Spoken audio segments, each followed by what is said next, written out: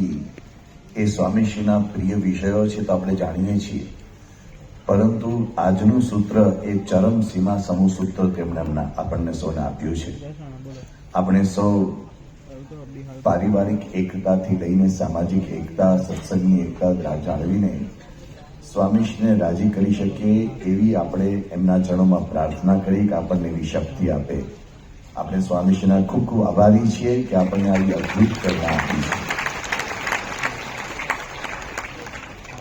आज के इस पवित्र अवसर पर कई महानुभाव परम पूज्य स्वामी श्री के दर्शनार्थ इस प्रातः पूजा के कार्यक्रम में पधारे हुए हैं. उनमें से एक हैं गुजरात के कानूनविद और गुजरात सरकार के गुजरात हाई कोर्ट के चीफ गवर्नमेंट लीडर यानी मुख्य सरकारी वकील श्री गुरु शरण सिंह जी विक, जो सबसे युवा गवर्नमेंट लीडर हैं. ऐसे सम्माननीय चीफ गवर्नमेंट लीडर श्री गुरु शरण जी को निवेदन की वे मंच पर पधारे और परम पूज्य स्वामी श्री की कृपा दृष्टि प्राप्त करें. और गुरु शरण जी की ये मन में भावना है कि वे अबू धाबी के मंदिर में जाकर के स्वच्छता सफाई की सेवा करके अरदास अर्पण करें और अरदास से भगवान के दरबार में अपनी अर्जी लगाए भगवान की सेवा करके. तो ऐसी पवित्र भावनाओं के साथ आज वे स्वामी श्री के दर्शनार्थ पधारे हैं. BAPS संस्था की ओर से पूज्य धर्म तिलक दास स्वामी जी उनका अभिवादन पुष्पमाला पहना के करेंगे. हम उनके बहुत बहुत आभारी हैं कि आज इन्होंने यहाँ इस सत्संग कार्यक्रम में अपना लाभ देकर हम सबको आभारी किया है. आज एवा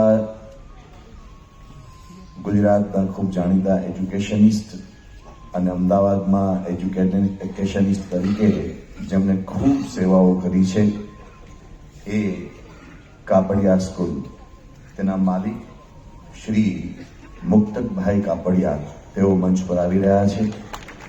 આપણે સૌ કાપડિયા સ્કૂલના નામથી ખૂબ સુપરિચિત છીએ અને મુક્તકભાઈ કાપડિયાએ એજ્યુકેશનના ક્ષેત્રમાં અમદાવાદમાં એક આગવું પ્રદાન આપ્યું છે. અહીંયા દિલ્હી દરવાજા પાસે જે કાપડિયા સ્કૂલનો જ્યારે પ્રારંભ થયો ત્યારથી આશીર્વાદ તેમને પ્રાપ્ત થયા છે. બ્રહ્મ સ્વરૂપ યોગીજી મહારાજ એ કાપડિયા સ્કૂલમાં પધારેલા છે. બ્રહ્મ સ્વરૂપ પ્રમુખ સ્વામી મહારાજ પધારેલા છે. ત્યાં અનેક સત્સંગના કાર્યક્રમો પણ થયા છે અને મુક્તકભાઈ એ 14,000 વિદ્યાર્થીઓને એજ્યુકેશન આપવાનું ખૂબ મોટું કાર્ય કરી રહ્યા છે. તો એવા શ્રી મુક્તકભાઈને પૂજ્ય સંતો પુષ્પમાળાથી વધાવશે અને પરમ પૂજ્ય સ્વામી શ્રી તેમના પર કૃપા દ્રષ્ટિ કરીને તેમને આશીર્વાદ આપશે. આપણે ભગવાનના ચરણોમાં પ્રાર્થના કરીએ કે તેમની એજ્યુકેશન સેવાઓ ખૂબ વિસ્તૃત થતી રહે અને હજુ મોટી સંખ્યામાં વિદ્યાર્થીઓ તેનાથી લાભાન્વિત થતા રહે. પરમ પૂજ્ય સ્વામીશ્રીની કૃપા દ્રષ્ટિથી બ્રહ્મ સ્વરૂપ શાસ્ત્રીજી મહારાજ, બ્રહ્મ સ્વરૂપ યોગીજી મહારાજ, બ્રહ્મ સ્વરૂપ પ્રમુખ સ્વામી મહારાજ, આ બધા મહાન ગુણાતીત ગુરુઓના આશીર્વાદથી અમદાવાદમાં આંબલીવાળી પોળમાંથી વિસ્તૃત થયેલો સત્સંગ હવે અનેક સ્તરે વિકસી રહ્યો છે અને એ માટે નવા નવા સંસ્કારધામ મંદિરોના સર્જન થતા રહ્યા છે. અને આપણને આનંદ થાય છે કે અમદાવાદની અંદર એવા સાધન સંપન્ન અને સમર્પિત હરિભક્તો ખૂબ ઉત્સાહથી આખા મંદિરોના નિર્માણ કરવા માટે, સ્વામીશ્રીને રાજી કરવા માટે ઉત્સાહથી ભક્તિભાવપૂર્વક એમાં જોડાય છે.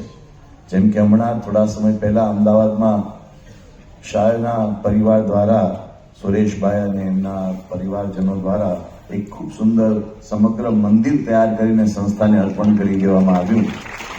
એવું એક બીજું સુંદર ઉદાહરણ એ હવે થલતેજ વિસ્તારમાં આપણને પ્રાપ્ત થઈ રહ્યું છે.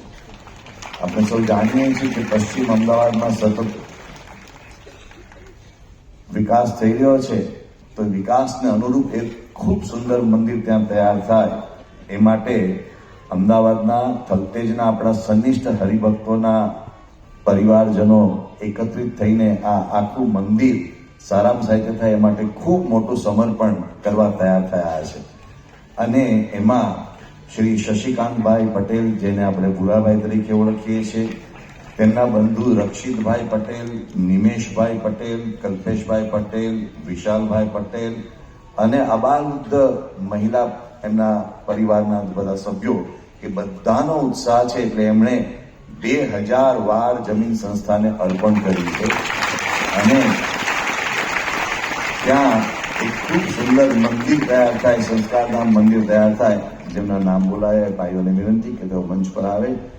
ખૂબ સુંદર મંદિર તૈયાર થાય એ માટે તેઓ ખાસ ઉત્સાહથી, સમર્પણ ભાવથી જોડાયા છે.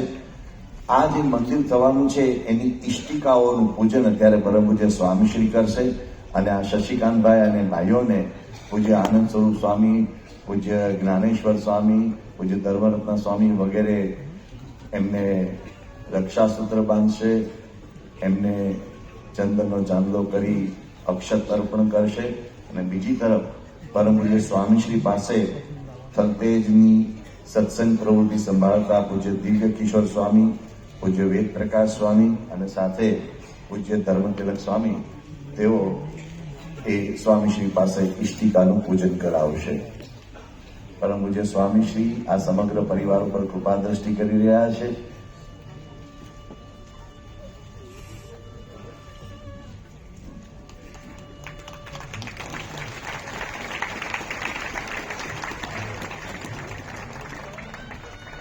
આપણને વિશ્વાસ છે કે થલતેજમાં આ મંદિર થવાથી ત્યાં ખૂબ સરસ સત્સંગનું મોજું પ્રવર્તશે અને જેની ત્યાં ઘણી જરૂર છે.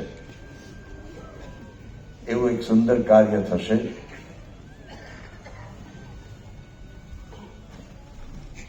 આજે આ થલતેજના ઇષ્ટિકા પૂજનના કાર્યક્રમ પ્રસંગે થલતેજના અગ્રણી હરિભક્તો શ્રી કિરીટભાઈ રામભાઈ પટેલ, શ્રી હિતેશભાઈ જોગલ તેમજ 150 કરતા વધારે હરિભક્તો અહીંયા ઉપસ્થિત રહ્યા છે. પરમ પૂજ્ય સ્વામીશ્રી એ સૌ પર આશીર્વાદ વરસાવી રહ્યા છે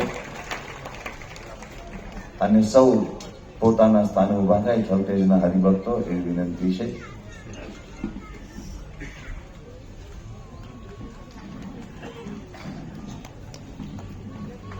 વિમલ ગ્રુપના શ્રી જયેશભાઈના સુપુત્ર કાર્તિકભાઈ બધા પણ આમાં ખૂબ ઉત્સાહથી જોડાયા છે. બધાને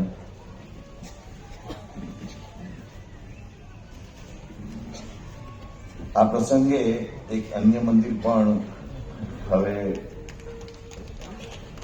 પ્રસ્થાન તરફ જઈ રહ્યું છે. એ છે વટવા. વટવામાં એક સુંદર સંસ્કારધામ તૈયાર થઈ રહ્યું છે,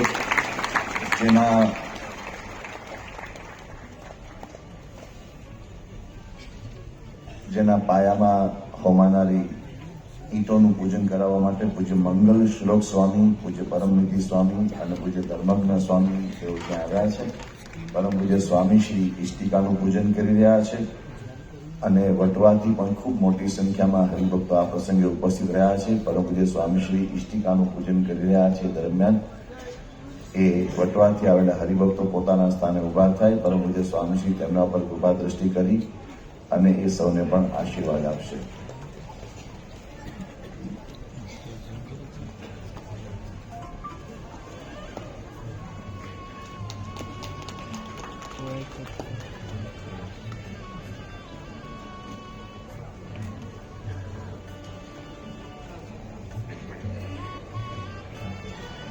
વટવાના હરિભક્તોએ આજે સમગ્ર દિવસની સેવા કરી છે. ઠાકોરજીના થાળની સેવા કરી છે, હરિકૃષ્ણ મહારાજના થાળની સેવા કરી છે, સંતોના વસ્ત્રની સેવા કરી છે. તો એ તમામ સેવાઓ બદલ આપણે તેઓના આભારી છીએ. પરમ પૂજ્ય સ્વામીશ્રી એ સૌ પર કૃપા દ્રષ્ટિ વરસાવી રહ્યા છે.